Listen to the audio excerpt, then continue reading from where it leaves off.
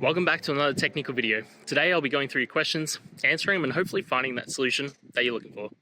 Guys, remember to stay just a little bit crazy just like me and hopefully get to that resolution you need. Now, let's get started.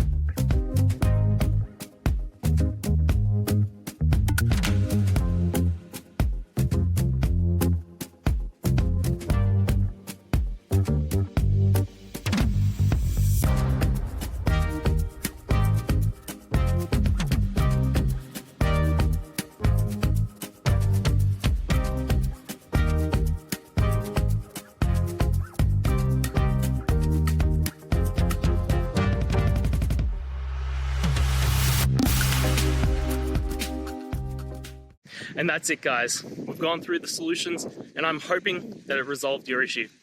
If it did, please hit the subscribe button. I'd really appreciate it. And until next time, I hope you have a good one. Cheers.